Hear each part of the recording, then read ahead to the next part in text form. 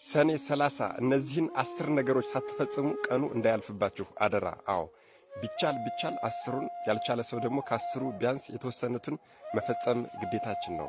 አዎ ከአንድ ቀን በኋላ ማለትም ሰኔ 30 ከሴቶች ማኅፀን ከወጡት አንተን የሚመስል የለም አይኖርም የተባለው የመጥምቀ መለኮት ቅዱስ ዮሐንስ የተወለደበት የልደት በዓሉ ታላቅ ዓመታዊ ክብረ በዓል ነው። ታዲያ በዚህ ሰኔ 30 ዓመታዊ የመጥምቀ መለኮት ቅዱስ ዮሐንስ የልደት በዓል ቀን 10 ልንፈጽማቸው የሚገቡ ጉዳዮች አሉ። አዎ ቢያንስ 10ሩን መፈጸም ባንችል አንዱን፣ ሁለቱን፣ ሶስቱን፣ አራቱን ግን መፈጸም የግድ ይላል። ታዲያ ቪዲዮውን ቀድሜ የሰራሁበት ዋናው ምክንያት ለሁሉም ሰው ተዳርሶ ለበዓሉ ሁሉም ሰው ተዘጋጅቶ እንዲጠብቅ ስለሆነ በደንብ አድርጋችሁ ኮፒ ሊንክ በማድረግ እስከ መጨረሻ ድረስ ተከታተሉት። እሺ፣ አንደኛውና የመጀመሪያው በንስሐ የታጠባችሁ ሰዎች ካላችሁ፣ ቀኖናችሁን ንስሐችሁን የጨረሳችሁ ሰዎች ካላችሁ ተዘጋጅታችሁ ቅዱስ ሥጋውና ክቡር ደሙን መቀበል ነው። የመጀመሪያው እሱ ነው። ሁለተኛው ደግሞ ያልተዘጋጃችሁ ሰዎች ካላችሁ፣ ንስሐችሁን ያልጨረሳችሁ ሰዎች ካላችሁ ቅዳሴ ማስቀደስ። አዎ በቤተ ክርስቲያን ተገኝቶ በመጥምቀ መለኮት ቅዱስ ዮሐንስ ስም በተሰየመ ቤተ ክርስቲያን ተገኝተን ቅዳሴ ማስቀደስ የግድ ይላል። ቢያንስ የመጥምቀ መለኮት ቅዱስ ዮሐንስ ቤተ ክርስቲያንን ባናገኝ ደግሞ በማንኛውም ቤተ ክርስቲያን ተገኝተን ሰኔ 30 ቀን ቅዳሴ ማስቀደስ ይገባናል። ምክንያቱም በቤተ ክርስቲያን ተገኝቶ ቅዳሴ ያስቀደሰ ሥጋው ደሙን የተቀበለ በዓልህን ያከበረ እስከ 55 ትውልድ ድረስ እምርልሃለሁ ተብሏልና ነው። እሺ፣ ሶስተኛው ደግሞ ሥጋው ደሙ ያልተቀበላችሁ ሰዎች ካላችሁ ቅዳሴ ከማስቀደሳችሁ በፊትም ሊሆን ይችላል ወይም ቅዳሴ ካስቀደሳችሁ በኋላ የግድ ጸበል መጠመቅ ያስፈልጋል። አዎ በመጥምቀ መለኮት ቅዱስ ዮሐንስ ቤተ ክርስቲያን ተገኝታችሁ ገድሉ ተአምሩ በተነበበበት ጸበል እንጠመቃለን ማለት ነው። አዎ የገድልህ የተአምርህ መጽሐፍ በተነበበበት ጸበል የተጠመቀ የተረጨና የጠጣ ሁሉ እስከ 80 ዓመት የሠራውን ኃጢአቱን ይቅርልልሃለሁ ተብሏልና ነው።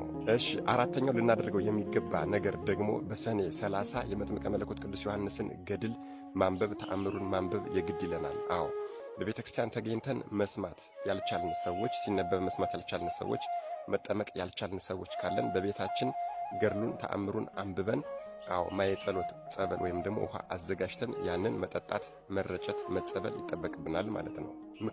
ምክንያቱም የገድልህ የተአምርህ መጽሐፍ የተነበበበትን ውሃ እንደ ማየ ዮርዳኖስ እኔ እንደተጠመቅኩበት እንደ ዮርዳኖስ ጸበል አደርግልሃለሁ። በዚህም የተነሳ በዚያ ጸበል የተጠመቀ ሰው ምንም አይነት በሽታ ምንም አይነት ደዌ ቢኖርበት ይፈወሳል፣ የ80 ዓመት ኃጢአቱም ይቅር ይባላል የሚል ቃል ኪዳን ተቀብሏልና ነው። አምስተኛው ገድልና ተአምር አንብባችሁ መጠመቅ፣ መረጨት፣ መጠጣት እንዳለ ሆኖ ቤታችሁን የሥራ ቦታችሁን በሙሉ ደግሞ በጸበሉ መርጨት ያስፈልጋል ማለት ነው። ምክንያቱም እዚያ የሥራ ቦታ ላይ ወይም ደግሞ መኖሪያ ቤታችን ላይ ችግር ቢኖር ችግሩን ያስወግድልናልና ነው። ስድስተኛ ደግሞ ገድሉን ተአምሩን ማንበብ ወይም ደግሞ መስማት ያልቻለ ሰው ገበቴውን ይሳም ተብለናል። አዎ ገበቴውን የሳመ ሰው ራሱ መንበረ መንግሥቴን አሳልሟለሁ የሚል ቃል ኪዳን ተገብቶልናል። አዎ የመጥምቀ መለኮት ቅዱስ ዮሐንስን ገድሉን ተአምሩን ማግኘት ያልቻለ መስማት ማንበብ ያልቻለ ሰው ገበቴውን ከቨሩን ይስማል፣ መንበረ መንግሥቴን አሳልሟለሁ የሚል ቃል ኪዳን ተገብቶልናል። ሰባተኛውና ዋናው በዚህ ቀን በሰኔ 30 ቀን በመጥምቀ መለኮት ቅዱስ ዮሐንስ ስም ዝክር መታሰቢያ ማድረግ የግድ ተገቢ ነው። አዎ ለተራበ ያበላ፣ ለተጠማ ያጠጣ፣ ለታረዘ ያለበሰ፣ ያዘነ የተጨነቀና የተቸገረውን ሰው በስም ያጽናና። አዎ አቅሙ በፈቀደው መልኩ ዝክር መታሰቢያን ያደረገ ሰው እስከ 55 ትውልድ ድረስ እምርልሃለሁ ተብሏል። ለዚህ ዝክር መታሰቢያ እናዘጋጃለን እናደርጋለን ማለት ነው።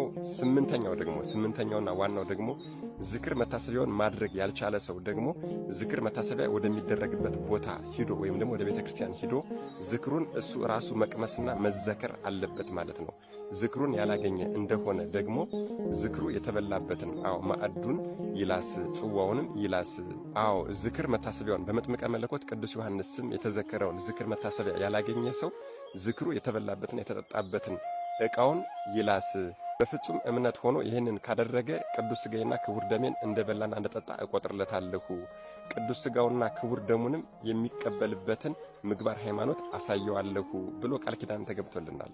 ዘጠነኛውና ዋናው ደግሞ በመጥምቀ መለኮት ቅዱስ ዮሐንስ ስም በተሰየመ ቤተ ክርስቲያን ተገኝቶ ማንኛውም ሰው አቅሙ የፈቀደውን ትንሽም ይሁን ትልቅ መባዕና ስጦታ ማበርከት ይገባዋል። ማንኛውንም አቅማችን የፈቀደውን መባዕና ስጦታ ለቤተ ክርስቲያኑ ለመጥምቀ መለኮት ቅዱስ ዮሐንስ ቤተ ክርስቲያን ያበረከተ ሰው እስከ 55 ትውልድ ድረስ እንደሚማር ቃል ኪዳን ተገብቶልናል። አስረኛውና የመጨረሻው ዋናው ደግሞ በዓሉን ማክበር። የመጥምቀ መለኮት ቅዱስ ዮሐንስን በዓል ያከበረ ሰው እስከ 55 ትውልድ ድረስ ይማራል። ስለዚህ በዓሉን ማክበር ያልቻለ የመጥምቀ መለኮት ቅዱስ ዮሐንስ ቤተክርስቲያን መገኘት ያልቻለ ሰው ደግሞ ለስራም ሲሄድ ለሌላ ጉዳይም ለዓለማዊ ጉዳይም ለመንፈሳዊ ጉዳይም ሊሆን ይችላል። በዚያ በሚያልፍ ሰዓት የመጥምቀ መለኮት ቅዱስ ዮሐንስን ቤተክርስቲያን ሲያይ ቅጽሩን፣ ገራገሩን፣ ደጀ ሰላሙን ቢሳለም መንበረ መንግስቴን አሳልሟለሁ እስከ 55 ትውልድ ድረስም እምረዋለሁ ተብሎ ቃል ኪዳን ተገብቶልናል። ስለዚህ ወገኖች በእርግጠኝነት ከነዚህ ከአስሮቹ ነጥቦች እርግጠኛ ነኝ ላናደርገው የምንችለው ስጋው ደግሞ ላንቀበል እንችላለን። በስደት ሀገር ያለን ሰዎች ደግሞ በቤተ ክርስቲያን ተገኝተን ቅዳሴ ላናስቀድስ እንችላለን እንጂ ኢትዮጵያ ውስጥ ያለን ሰዎች ብዙ የመጥምቀ መለኮት ቅዱስ ዮሐንስ ቤተክርስቲያኖች ስለሚገኙ እነዚህን ቢያንስ 8ቱን ጉዳዮች ግን እንዲሁ 8ቱን አይደለም 9ኙን ጉዳዮች ከስጋው ደግሞ ውጭ ያሉትን ልንፈጽማቸው ይገባል ማለት ነው። ታዲያ አደራ ብያለሁ። አደራ ቪዲዮን አንድ ቀን ቀድሜ የሰራሁበት ምክንያት ሁሉም ሰው አውቆት ለበዓሉ ይዘጋጅ ዘንድና ይጠቀምበት ዘንድ ስለሆነ በደንብ አድርጋችሁ ኮፒ ሊንክ በማድረግ ሪፖስት በማድረግ ለሁሉም ሰው እንዲዳረስ አድርጉት። ለቤቱ አዲስ ሆናችሁ ፎሎ ማድረግ እንዳይረሳ። መድኃኔዓለም ኢየሱስ ክርስቶስ ከመጥምቀ መለኮት ቅዱስ ዮሐንስ ረድኤት፣ በረከት፣ ምልጃ፣ ቃል ኪዳን፣ ፍቅር አይለየን። አሜን። ይቆየን።